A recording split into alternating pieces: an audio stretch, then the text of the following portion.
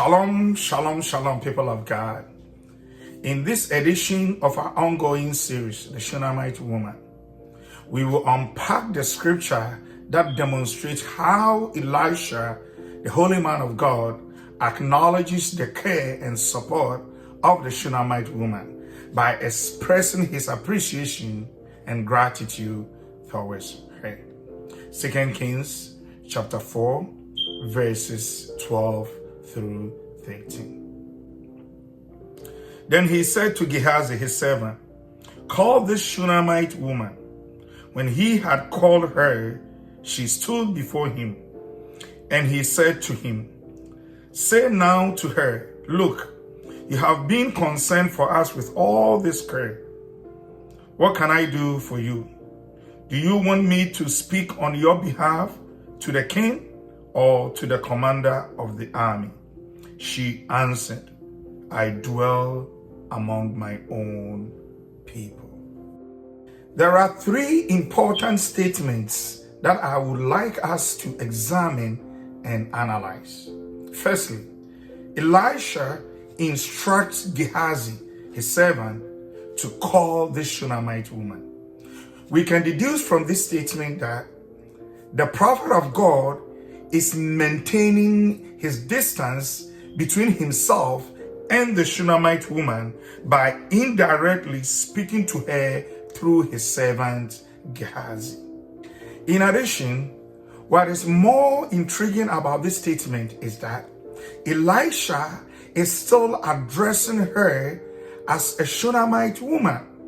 Yes, we understand that she is from Shunem, but wouldn't it be more respectful if he knew and addressed her by her name?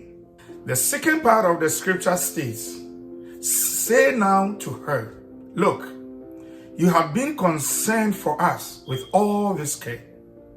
Over here, the prophet of God is very delightful, gracious, and appreciative of what the woman has done for him and his servant.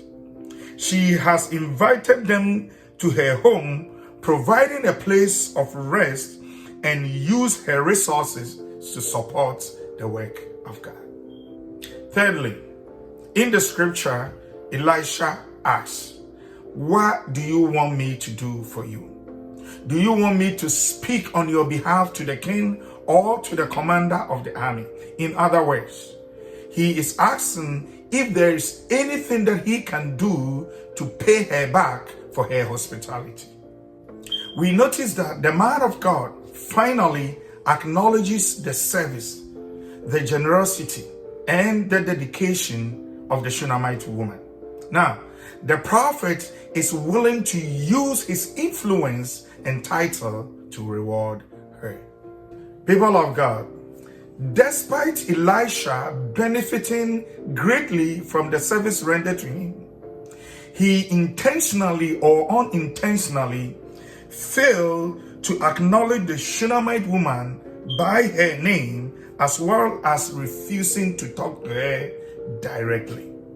We also know that Elisha's disassociation from the Shunammite woman did not discourage her. Rather, she continues to do what is dear to her heart, what she is called to do, and that is ensuring that the prophet of God is well taken care of. Therefore, my beloved, always be abounding in the work of the Lord, knowing that your labor will not be in vain in the Lord. I hope you've been blessed by today's edition. Stay blessed and be